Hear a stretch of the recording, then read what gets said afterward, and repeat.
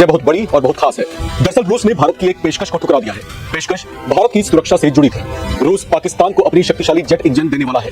Pakistan air force के बेड़े में चीनी JF-17 फाइटर जेट्स हैं, जो रूसी इंजन से उड़ान भरते हैं। भारत के दोस्त रूस ने भारत को धोखा दिया है। क्या पुतिन ने मोदी को धोखा दिया है, ये सवाल पूछा जा रहा है, क्योंकि कांग्रेस का ये दावा है कि पाकिस्तान को लड़ाकू जेट के इंजन दिए हैं। किसने दिए हैं? रूस ने दिए हैं। इनमें रूसी RD-93MA इंजन लगे हुए हैं। यही रूस और भारत के बीच विवाद की वजह बन सकता है। भारत लंबे समय से रूस से आग्रह कर रहा है कि वो इस इंजन की सप्लाई पाकिस्तान को न करे, लेकिन ताजा रिपोर्ट्स के मुताबिक भारत की आपत्तियों को नजरअंदाज करते हुए रूस ने पाकिस्तान को RD-93MA इंजन की आपूर्ति करने का फैसला किया है। Russia to supply fighter jet engines to Pakistan, बड़ा सवाल। और ये किसने बोला है? Congress calls it failure of Modi's hug diplomacy, क्योंकि ये वही फाइटर जेट्स हैं जो कहीं ना कहीं पाकिस्तान ने भारत के खिलाफ जो युद्ध हुआ था उसमें इस्तेमाल किए थे।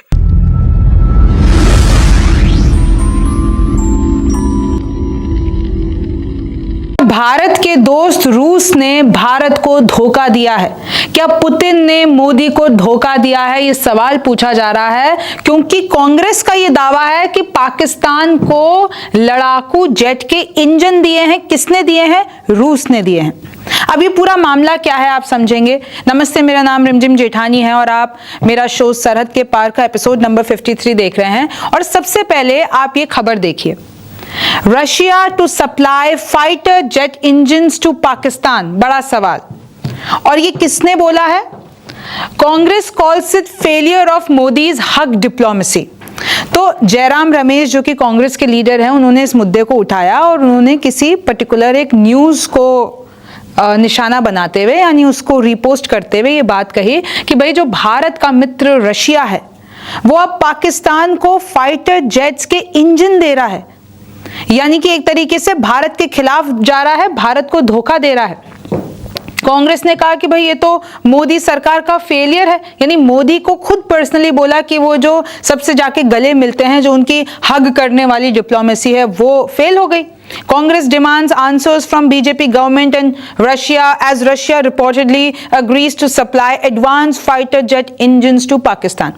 अब exactly कहा क्या हुआ क्या मैं आपको बताऊंगी, लेकिन आप देखिए ये जो इंजन का नाम है वो है RD-93MA और आरोप ये लगा है कि ये जो RD-93MA है, जो कि इंजन रशिया बनाता है, रशिया ने ये वाले इंजन दे दिए पाकिस्तान को।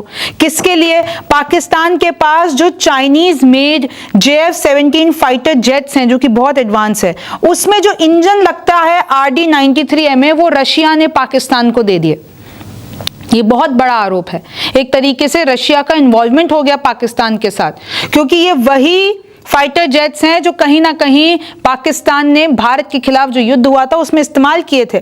The move comes despite India's repeated objections and direct diplomatic interventions, यानी इसमें यह कहा जा रहा है कि भारत ने बहुत रोकने की कोशिश की, रशिया को बहुत बोला कि आप ऐसा मत करो, लेकिन सब कुछ नजरअंदाज करके रशिया ने ये इंजन दे दिए पाकिस्तान के फाइटर जेट्स को, यानी JF-17 को। तो इसमें कांग्रेस ये कह रही है कि ये तो फेलियर है मोदी की पर्सनलाइज्ड डिप्लोमेसी का। जो मोदी बड़े बड़े दावे करते हैं कि मेरे सबके साथ अच्छे रिश्ते हैं, तो ये तो जो उनकी पर्सनलाइज्ड जो इमेज है, जो उनकी डिप्लोमेसी है, जो मोदी सरकार की डिप्लोमेसी है, वो एक तरीके से खंडित हो गई है, वो फेल है। अब मैं आपको बताती हूं कि एग्जैक्टली जयराम रमेश ने क्या कहा है। मोदी सरकार को यह स्पष्ट करना चाहिए कि रूस, जो कभी भारत का सबसे भरोसेमंद रणनीतिक साझेदार रहा है, उसने भारत की तमाम अपील को नजरअंदाज करते हुए पाकिस्तान के चीनी निर्मित JF-17 लड़ाकू विमानों के लिए उन्नत RD-93MA इंजन की आपूर्ति क्यों शुरू कर दी है। इस विमान का नवीनतम ब्लॉक 3 संस्करण इसी अपग्रेडेड इंजन और उन PL-15 मिसाइलों से लैस होगा जिनके बारे में माना जाता है कि पाकिस्तान ने इसका इस्तेमाल ऑपरेशन सिंदूर के दौरान भारत के खिलाफ किया था। भारत के वायुसेना प्रमुख ने कहा है कि JF-17 उन पाकिस्तानी लड़ाकू विमानों में शामिल हो सकता है। मीडिया रिपोर्टों के अनुसार यह सौदा जून 2025 में विदेश मंत्री S जयशंकर के सीधे हस्तक्षेप के बावजूद बावजूद आगे बढ़ रहा है। ऐसे में सरकार को देश को बताना चाहिए कि आखिर क्यों रूस जैसा पुराना और भरोसेमंद सहयोगी अब पाकिस्तान को सैन्य सहयोग दे रहा है, जबकि भारत अभी भी रूस से S-400 मिसाइल सिस्टम खरीद रहा है और Su-57 स्टेल्थ फाइटर विमानों पर बातचीत भी चल रही है।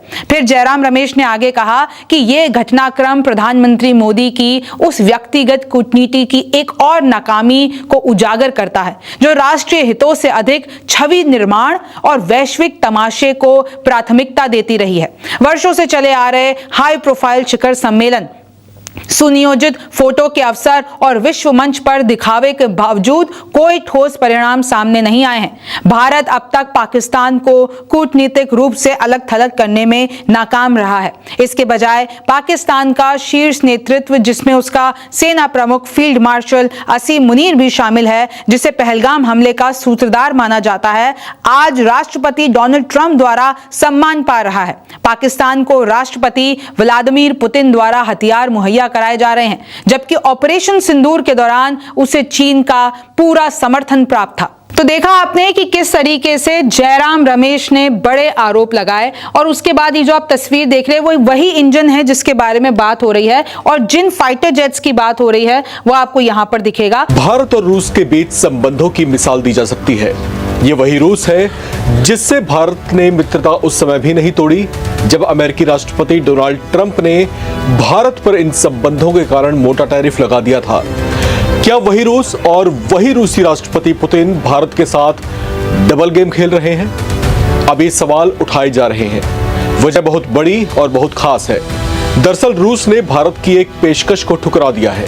पेशकश भारत की सुरक्षा से जुड़ी थी। रूस पाकिस्तान को अपनी शक्तिशाली जेट इंजन देने वाला है। पाकिस्तान एयरफोर्स के बेड़े में चीनी JF-17 फाइटर जेट्स हैं जो रूसी इंजन से उड़ान भरते हैं। इनमें रूसी RD-93MA इंजन लगे हुए हैं। यही रूस और भारत के बीच विवाद की वजह बन सकता है। भारत लंबे समय से रूस से आग्रह कर रहा है कि वो इस इंजन की सप्लाई पाकिस्तान को ना करे, लेकिन ताजा रिपोर्ट्स के मुताबिक भारत की आपत्तियों को नजरअंदाज करते हुए रूस ने पाकिस्तान को RD-93MA इंजन की आपूर्ति करने का फैसला किया है। रूस के United engine corporation UEC Klimov इस इंजन का निर्माण करती है। चीन के साथ मिलकर विकसित किए गए पाकिस्तान वायुसेना के सबसे एडवांस्ड JF-17 थंडर ब्लॉक 3 इसके लड़ाकू विमानों की रीढ़ कहे जाते हैं। इसे लेकर भारत की चिंता यह है कि पाकिस्तान के साथ हमारे संबंध अच्छे नहीं हैं। अपनी धरती पर आतंकी पालने वाला और इसके लिए दुनिया भर में बदनाम पाकिस्तान के साथ कुछ महीने पहले भारत का सैन्य संघर्ष हुआ था। ऑपरेशन सिंदूर के दौरान दोनों देशों की वायुसेना भी आमने सामने की लड़ाई में उतर आई थी। हालांकि उस समय भारत ने उन्हें जमकर छकाया था, लेकिन रूस से ये अपेक्षा की थी कि ऐसे आतंकी मंसूबों वाले पाकिस्तान के साथ वो अपनी सैन्य तकनीक साझा न करे और पाकिस्तान को सीधे इंजन न बेचे, क्योंकि इससे पाकिस्तान की वायुसेना की ताकत और आधुनिक क्षमता में भारी इजाफा होता है। लेकिन मॉस्को ने भारत की आपत्तियों को दरकिनार कर दिया और इंजन आपूर्ति जारी रखने का फैसला लिया। आपको बता दें कि JF-17 एक 4.5 जनरेशन फाइटर जेट है जिसे पाकिस्तान चीन की मदद से स्वदेशी तौर पर बनाता है। इस फाइटर जेट के शुरुआती वेरिएंट्स यानी ब्लॉक 1 और ब्लॉक 2 वेरिएंट को अक्सर कम कीमत वाला मिड लेवल लड़ाकू विमान कहा जाता था, लेकिन ब्लॉक 3 एडवांस्ड फाइटर जेट है। इस वेरिएंट में AESA radar, helmet mounted display, advanced electric warfare system और चीन निर्मित PL-15 लंबी दूरी की मिसाइलों को लगाया गया है। पाकिस्तान दावा करता है कि JF-17 फाइटर जेट की क्षमता रफाल सुखोई 30 MKI के बराबर है। हालांकि एक्सपर्ट्स इस दावे को नकारते रहे हैं। इन सब के बावजूद जिस तरह से सुखोई 30 MKI भारतीय वायुसेना की रीढ़ की हड्डी है, उसी तरह से JF-17 पाकिस्तानी वायुसेना की स्पाइनल कॉर्ड कही जाती है। पाकिस्तान सेना के बेड़े में सबसे ज्यादा JF-17 फाइटर जेट्स ही हैं। पाकिस्तान JF-17 को बेचने की भी कोशिश करता है।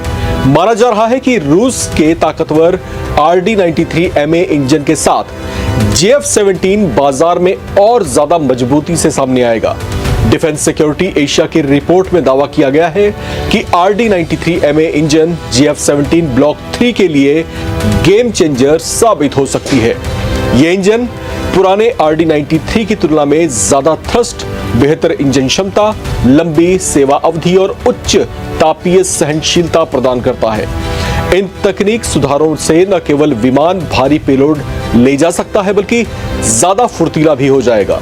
रिपोर्ट में कहा गया है कि जब इन्हें एयरबॉर्न अर्ली वार्निंग सिस्टम और नेटवर्क सेंट्रिक ऑपरेशन के साथ जोड़ा जाता है तो ये प्लेटफॉर्म पाकिस्तान की वायुसेना के लिए काफी महत्वपूर्ण हो जाते हैं। भारत रूसी इंजन की पाकिस्तानी विमानों के लिए बिक्री पर हमेशा से आपत्ति जताता रहा है। साल 2006 में भी जब रूसी इंजन के लिए डील की गई थी, उस वक्त भी भारत ने अपनी आपत्ति जताई थी। 2006 में नई दिल्ली ने चीन को पाकिस्तान की RD-93 इंजन फिर से निर्यात करने की अनुमति देने के फैसले को जो है इस पर आपत्ति व्यक्त की थी, लेकिन रूस ने उस वक्त दलील दी थी कि वो सीधे पाकिस्तान को इंजन नहीं बेच रहा बल्कि वो चीन को अपने इंजन बेचता है। यानी रूस ने भारत के ऊपर आने वाले खतरों से अपना पल्ला झाड़ लिया था और रूस ने एक बार फिर से ऐसा ही किया है। ऐसे में सवाल उठ रहे हैं कि रूस का ऐसा रवैया क्या भारत के साथ उसके संबंधों को प्रभावित कर सकता है? जी हां, एक्सपर्ट्स का मानना है कि जिस तरीके से पिछले कुछ सालों से जिस तरीके से रशिया इस मुद्दे पर भारत की जो मांगे हैं उसको ठुकराता रहा है, इससे दोनों देशों के सामरिक संबंधों पर प्रभाव पड़ सकते हैं। हालांकि भारत इन तमाम गतिविधियों को बहुत करीब से देख भी रहा है और साथ ही साथ अपनी सुरक्षा प्रणाली को पहले से कहीं ज्यादा मजबूत भी कर रहा है।